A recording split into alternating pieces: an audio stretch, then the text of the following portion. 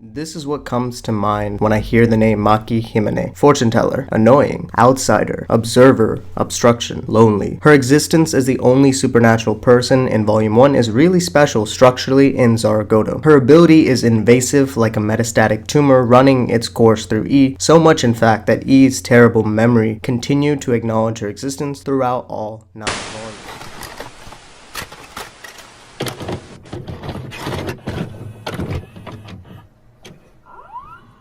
In a world full of geniuses around E, it is really hard to distinguish if these characters actually had supernatural abilities. Even to the end of Volume 9, I was doubting if they were truly just humans, because some of their feats are extraordinary. It's similar to Isen's writing style itself, but there are 2 characters who I give this out-of-story ability. Maki and Kuchiha from Volume 6, a fortune teller and a vampire. The reason why is because Mr. Fox went out of his way to deal with these 2, even if some of his own 13 stairs had outstanding abilities. They were in fact under Mr. Fox's jurisdiction, so that means that their talents weren't as groundbreaking enough for Mr. Fox to take action against. But yeah, Maki and Kuchiha are the most isolated characters outside of Tomo in the series. While Tomo has some stake in the world through E and meeting E at a young age, Maki and Kuchiha didn't have that opportunity. They didn't meet E until much later in their respective lives, both when they were on the cusps of actually dying, and at that point they were already so hollow inside because of the alienation of their talent. When you can see what's to come in the future, how can you really stay motivated? Maki knows every little detail about every little future event of hers and others.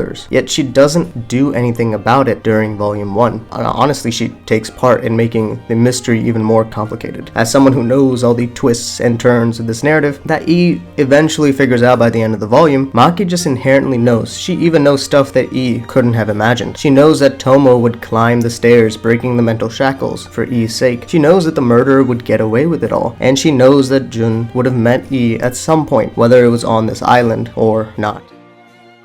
Episode 63 of Gintama, which I've been watching pretty recently, actually embodies how Maki is as a character. Everyone knows that they're going to die. It's a given fact of being a human being. Some with maybe illnesses know that their lives will end a little sooner rather than later, and some won't ever know and pass away immediately for whatever reason, maybe an accident or so on and so forth. Maki, knowing her own death that is to come in 2 years' time, which gets accelerated, is nothing crazy. But knowing more than just the when is what's scary. How she would get eviscerated, why she would get targeted, who was coming for her, and where it would happen. At a younger age, she might have tried to fight for survival because fighting for a better future is something that people who don't know what their future holds do. However, if no matter the path, the outcome would be the same, why not just make the inevitable easier?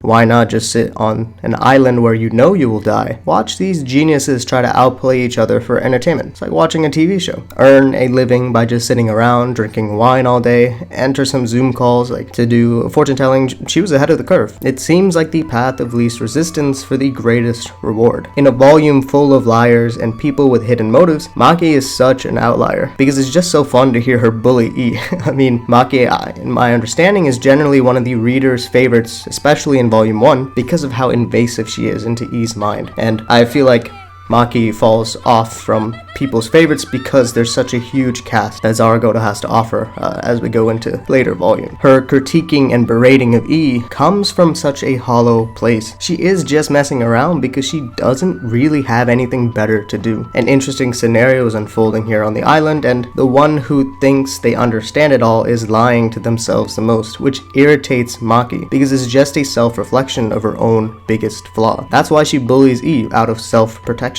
She unconsciously doesn't want E to turn out complicit just like her. She does not want to be alone and isolated anymore. And that's why she asks E to find out who the killer was and to do something after she dies. Not to prevent the actual death itself, but something after the fact. Even if E reluctantly never shook Maki's hand at the end of Volume 1, he doesn't actually pass up a new chance with Jun, showing that maybe in fact he has really changed, even if it's by the slightest of amounts, because Maki stays a consistent reminder in his life where she's offhandedly mentioned at least once per volume. She lives in E's head because she's the second closest character to E mentally, because her ability basically bridges the gap, like it closes that distance. It's a pain having someone read your inner thoughts, right? And that's the reason why she has this staying power. She continues to live in the story through E's memory, which again is very ironic since he forcefully chooses to remain as ignorant as possible. Distance is a fantastic theme that Isen explores through Zaregoto and will be the focus of the next video on a very toxic relationship. But in the meantime, you should watch this one where it takes an existing work and makes it 10 times better. If we actually have a connection, let's meet again.